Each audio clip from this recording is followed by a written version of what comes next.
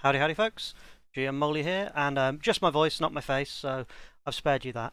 And I thought I would talk a bit about Magic.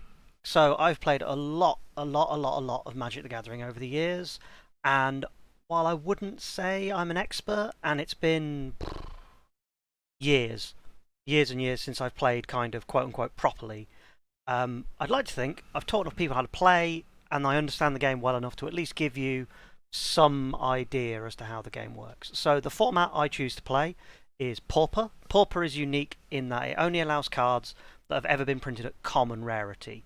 So decks are super cheap. The deck I'm playing here, Affinity, cost about $20.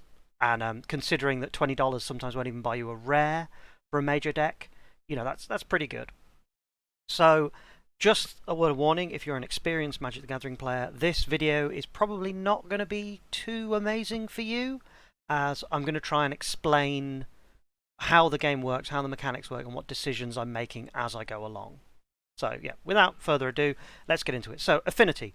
Affinity is based around the titular ability Affinity, weirdly. So as you can see, this Myr Enforcer costs 7, so you have to pay 7 mana. Mana is what you make from lands. It's 4/4, so it's a fairly bulky creature, but it has affinity for artifacts. So for every artifact I control, and in this deck there's what? 16, 17, 18, 19, 20, 21, 22, 23, 24, 25, 26, 27, 28, 29, 30, 31, 32, 33 artifacts, and 4 creatures that make artifacts. It's not too hard to hit 7.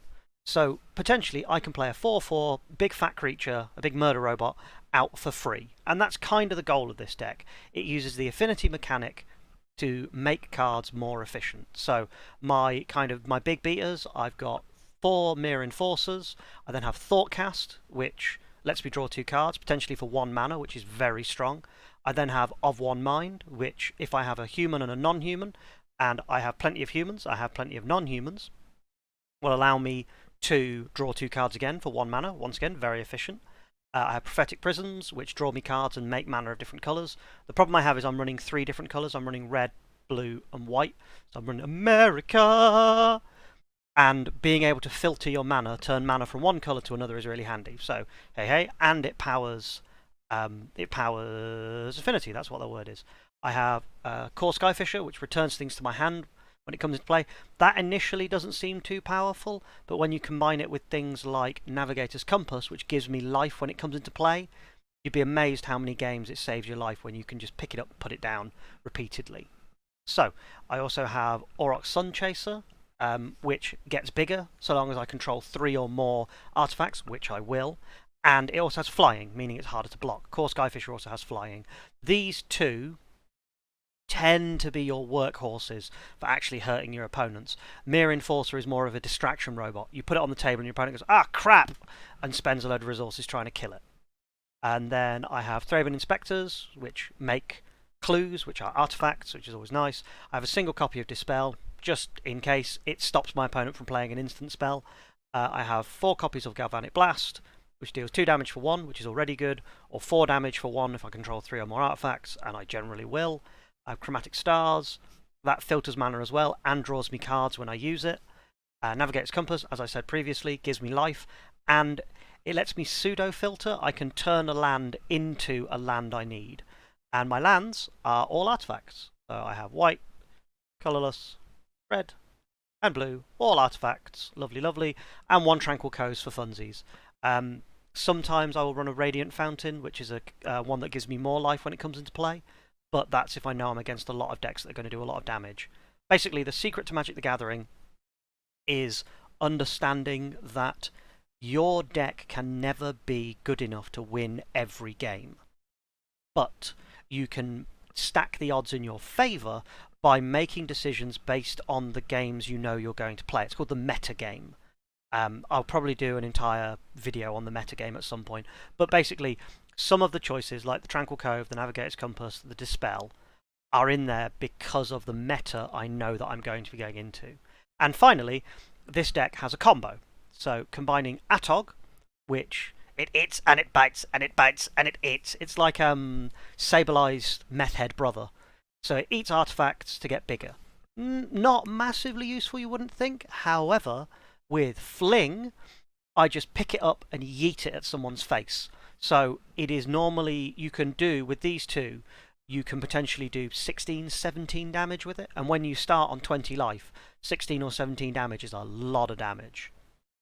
And then, in regards to the metagame, you have something called a sideboard, which the preview window is currently covering up, which at the end of a best of 3, you can swap cards 1 for 1 out of your sideboard into your deck. So I have blue Elemental Blast for dealing with red decks. I have some more Dispels. I have Stern Dismissal, which is for dealing with decks that revolve around like one big fat creature or enchantment. I have Deface to deal with artifacts, and I'll Defender combo, which is a very particular deck that I hate. Gorilla Shaman to deal with artifacts as well. Red Elemental Blast to deal with blue decks. Demolish to deal with Tron because it blows up land. And Tormod's Crypt to deal with Reanimated because it gets rid of my opponent's graveyard, and that's what they usually use to reanimate things. So, let's jump into a Pauper game. Pauper? Oh, for anyone who plays Hearthstone or the like, Magic the Gathering Online is basically someone decided, do you know what? People really, really want to play card games on a system designed in the 70s. So I will try and highlight what I'm doing and what gets played. So this is my starting hand. Now, while this is lovely, I don't have any land. So I'm going to have to mulligan, which means I shuffle my hand back into my deck, draw 7 new cards, and then I will choose one of these cards and put them at the bottom of my deck. Once again, I have 1 land, but I have nothing I can immediately play. So I'm going to risk it. Should I risk it? 1, 2. If I draw another land, no, I'm going to have to mulligan. Okay, that works. I've got enough to get going with this. Okay, I'll keep this. Put 2 cards to the bottom. I will put Prophetic Prism and Chromatic Star because so Auriok Sunchaser is a human, and of 1 mind requires a human and a non-human, and then I've got 1 land of each colour, meaning that I don't have to worry about potentially getting locked out of a colour I need as turns go on. Now my opponent's playing green. Oh, okay, never mind. I was about to say my opponent's playing green, so they're either playing elves or Stompy, and then they play Quirion Ranger, which is an elf, so they're probably playing elves or Stompy. I may make mistakes by this game's going on, by the way. If you want to see good play, well, there's plenty of Magic the Gathering content creators that make fantastic content. And yeah, so I will know probably from this turn whether they're playing elves or Stompy. So, what did they reveal? They revealed... oh, wait, no, they're playing... oh, you remember I said Defender combo? So the idea behind Defender combo is it uses things like Axebane Guardian, which has Defender, to add lots of mana, which is X is the number of creatures with Defender I control, see more things with Defender, to basically poop out more mana than you can possibly use. And then Quirion Ranger allows you to untap those creatures in order to make even more mana. So once this deck gets going, it just becomes a giant murder ball of mana, which then they can use to cast more spells, to use more mana, This is not the best matchup for me, I'm not going to lie. And this is probably going to hurt a lot more before it gets better. So if they can make red mana, they will be able to play this turn, which then gives creatures haste, which means... actually, do they have to? Oh, never mind. Tinderwall, yeah, that'll make mana. So then they'll sacrifice it to get 2 red mana, which allow them to play the Rubble thing, and I don't think they can play Axebane Guardian on the same turn, thankfully. A lot of Magic the Gathering is anticipation. Thinking, what is your opponent going to do before your opponent does it, and then being able to respond in kind, if you can. Yeah, let's see. Oh, so you're aware, top corner, there is a little timer that counts down while you're in control of the game. If it hits 0, you lose. It stops time wasting. Okay. Right. So I can pay for an Atog, which is not a human, and then that allows me to pay for Seat the Synod and pay 1 for Of One Mind to draw 2 cards. Okay, cool. So, potentially, with this Galvanic Blast and this Fling and a few more mana, oops, sorry, I meant to attack, and a few more mana, I can go over the top of my opponent before they can beat me. But that does depend on them not just going off and punching my face in. So let's see what happens. Because they've got what? 1, 2, 3, 4, 5, 6 mana, which is enough to play Axebane Guardian. Yep. And then they're going to play the wall that gives everything, gives things haste. So then that will let them make 2 mana. Oh, okay. They're going to untap the Lalois Elf. Oh, okay. Because, yeah, Quirion Ranger allows you to untap a creature. So I thought they were going to sacrifice the Tinderwall to make 2 red, which would have given them 3, to play the Tuk Tuk Rubble Fort, which would then give things haste, meaning that they could tap on the turn they come into play, to play... Oh, okay, they drew a second Axebane Guardian. Okay. So then next turn, they're going to do the Tuk Tuk Rubble Fort. And then, yeah, okay, cool.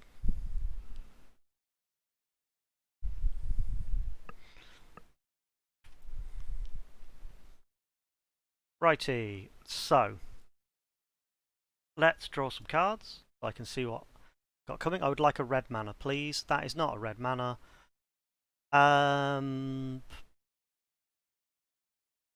Kill your Axebane Guardian.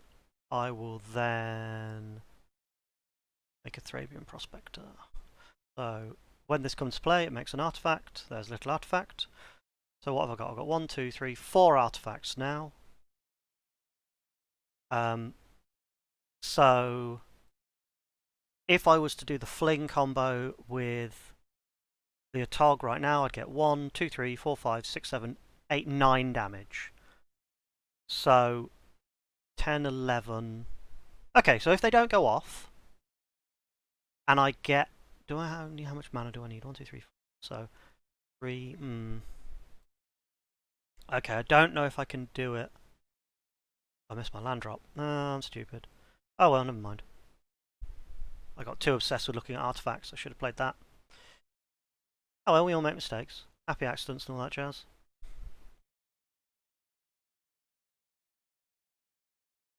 What they gonna do?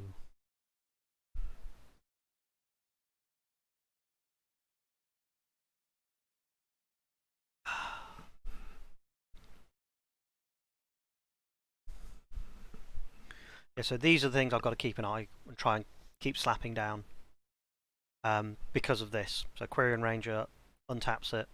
It makes another 2 mana. If you imagine if they're doing the second one out, then you know there'd be 3 mana coming out at the moment. And yeah, so that's the thing you've got to keep an eye on, is knowing what your opponent's deck does is just as important as knowing what your deck does, which I've probably said about 35 times now. Also, the preview window is conveniently covering up the chat window, because while your opponents don't tend to be abusive on Magic Online, you do get the odd one, which is yeah, you get the odd person who you wouldn't want in your game shop. Let's put it that way. Here we go. So lots of mana. Gonna play out some more cards probably. Oh, white. I wonder what they're going to play. Oh, it's the Cascade one. Okay, so the way Cascade works is you reveal cards from the top of your deck until you hit a card that costs less than it, like Relieve the Stampede, and then you play it for free. So the way this deck works is it has boarding parties and big dinosaurs. It cascades into them, and then it basically gets lots and lots of spells from being able to make lots of mana from defenders. So and it revealed a whole bunch of creatures. Okay. It's not impossible to deal with. I mean, it's not fun, but it's not impossible to deal with. You want to attack me with the haste creature by any chance? Oh, no, okay. Okay, so Tranquil Cove gets me 1 life. Bing! 1, 2, 3.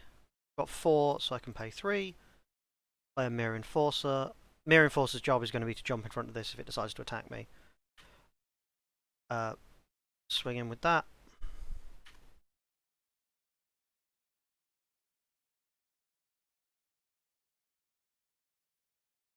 Okay, so my Atog can go 1, 2, 3, 4, 5, 6, 7, 8, 9, 10, 11. Okay, cool. So, if I don't lose this turn, I can just make some mana, blow up my Atog. I can eat all my artifacts, blow up my Atog, throw it at their face. So long as they don't gain life, and I don't die, I can win. But I am counting on them not gaining life or killing me. And this might be the turn their combo goes off. So, better lucky than good, I guess? Making lots of mana. Oh, for anyone who's new who might wonder, blue is often U in nomenclature because you have black, which is already B. So it was decided that U. Here we go. So a big, fat, reach, cascade, trample monster dinosaur, which has got haste because of Tucked Up Rubble Fort.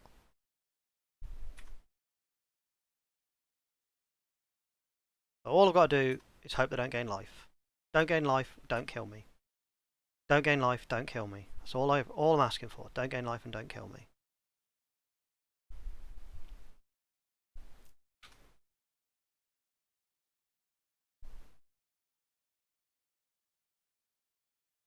No, okay, cool.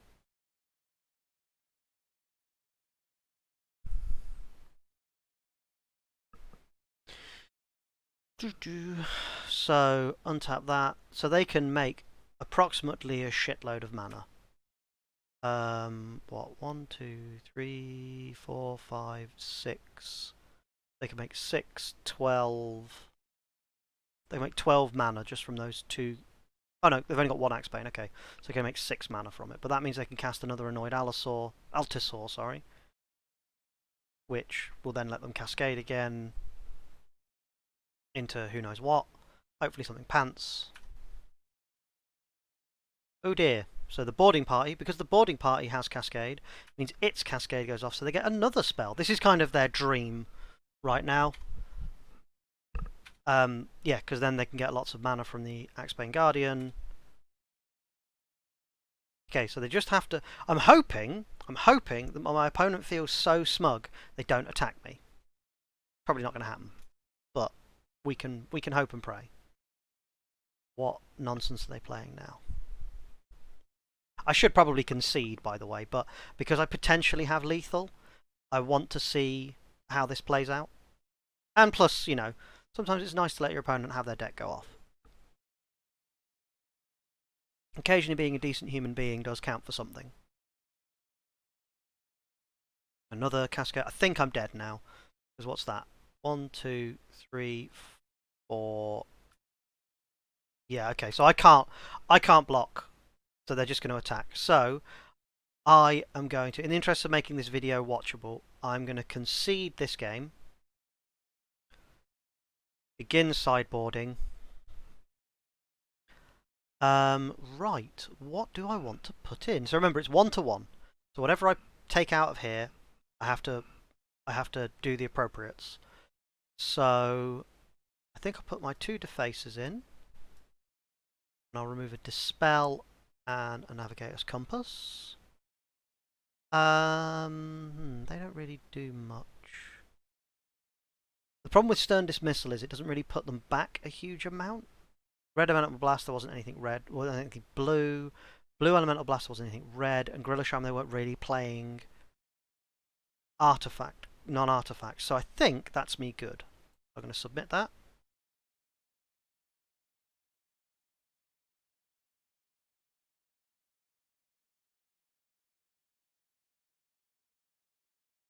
Right, my preview window has gone away.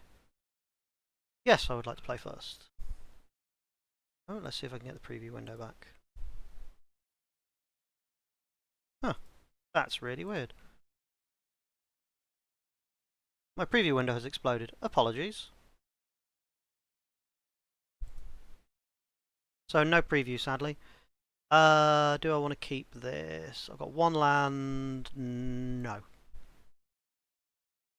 One land, but I do have a Chromatic Star, and a Deface. Oh.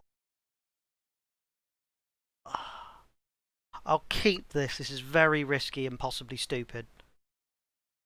And I'll put the Atog to the bottom of my deck. Okay, see the Synod. Chromatic Star.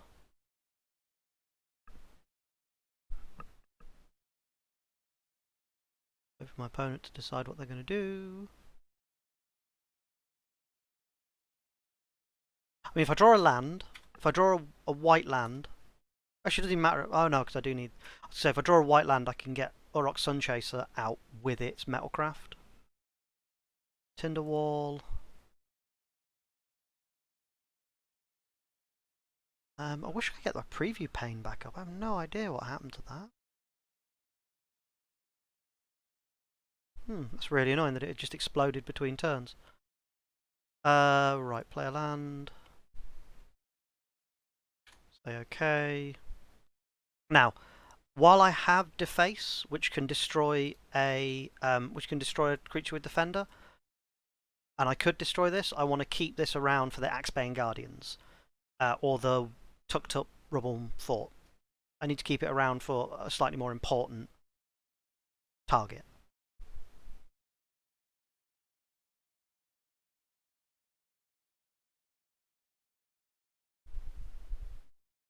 Winding Way. While he's doing his thing, can I show preview pane?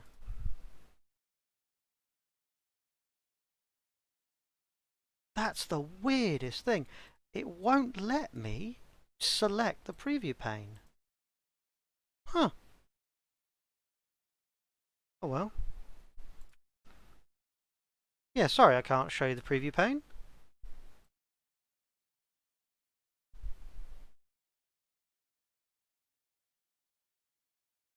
So, nice thing is, we know what our opponent is doing. They will have sideboarded some stuff in that will probably help them deal with artifacts, but as it currently stands, we know what they're up to. So, we can just wait. We'll like to hit another land, but who knows.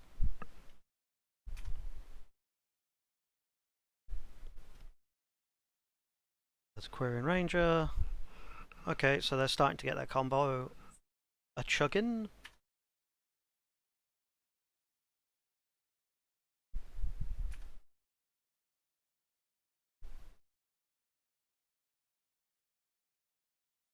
Ugh. Balls. Could have really done with. Oh well. Realistically, I've got like 1 or 2 more turns until they get too far ahead. But I think I might have lost this game just because I'm mana screwed. I haven't gotten enough land. I shouldn't have taken that starting hand, so let this be an important lesson to you. There's the Axebane Guardian, which is going to eat one of these Defaces.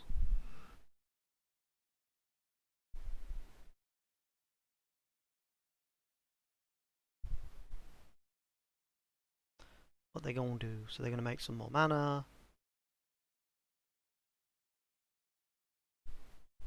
I mean, potentially if they play another... Ah, perfect. So now I can use this to kill that, use Chromatic Star to kill that one, and hopefully put them back a good chunk. Okay, so...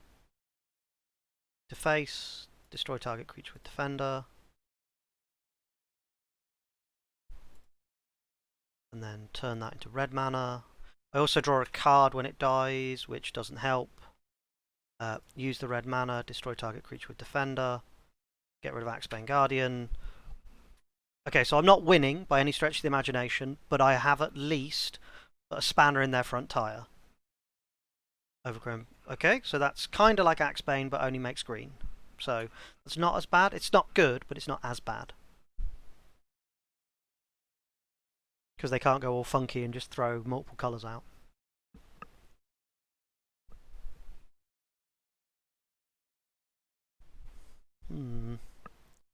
Yeah, I think they might have got this. But I will at least carry on playing for a little bit.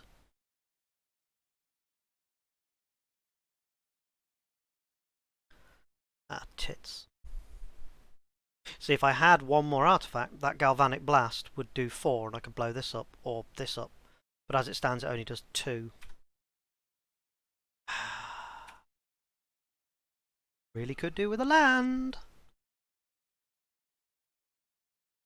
This just happens with Magic, by the way. This is known as variance, in that sometimes your deck just will not draw the cards you want, and there comes an element of just understanding that fact. What did they grab? Muldrifter, Boarding Party, another Axebane Guardian. Okay. Yeah, and it's just understanding that sometimes your deck will just go and do nothing.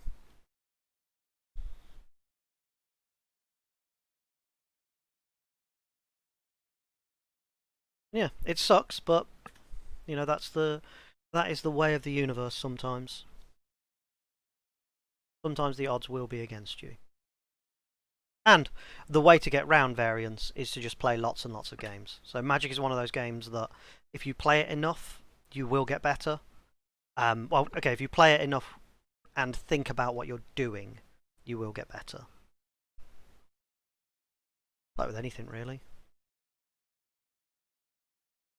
Yeah, so if you're interested in Magic the Gathering content, the professor from Tellurian Community College, he makes some cool stuff. He's a big, big advocate for Pauper as well, which is this format. While they no longer produce any content, any new province used to do possibly Pauper playable. Really interesting series looking at cards that might be playable. Pleasant Kenobi, also known as Vince on the internet, he makes Magic content and swears a lot. Spice 8 Rack goes into the background of Magic the Gathering. I quite like watching his stuff. I'll put links to all of these people down in the doobly-doo, so you can take a look and see what else is out there. Yeah, they're the only people I really watch on the regular. Yeah, that's about it really in terms of content. There's loads of streamers out there. There's loads. I mean, Magic is its entire own ecosystem, which is as fascinating as you can imagine and as horrifying as you can imagine. So yeah, it's one of those things where it can become like a no-lifer game. It can consume every waking moment of your life. Right, let's see what this guy is going to do. I don't think I can win this. But once again, I'm kind of morbidly curious to see this guy's combo go off. Because if he's got the Rubble Fort, that will give him... Wow, he's played enough creatures now that he's got 2 rows of them. And I have 2 land. My. Tip-top. Top-tier play there. So you're going to make a poop load more mana. How much does he make him? 1, 2, 3, 4, 5, 6, 7, 8 mana of whatever flavour he wants. And he's got 6 cards in hand, because no doubt he's also got another Muldrifter and other ways to draw cards, and he's got Allosaurs and Raiding Parties in order to cascade. There you go, there's Boarding Party, in order to cascade into more stuff, to get more mana. I mean, this is a perfect example of how a combo deck works. It does its thing, and it does it very, very well. Yeah, and I mean, I was actually considering building and playing this deck, because I think it only costs about... I think this one might cost $30, $10 of which is just the Quirion Rangers. You know, so you're talking... The most expensive deck out there at the moment, I think, is Blue, Black, Red, Scred.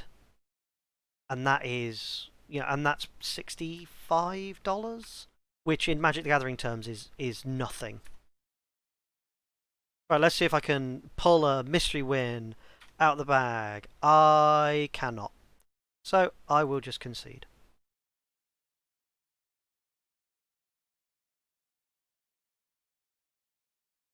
Concede.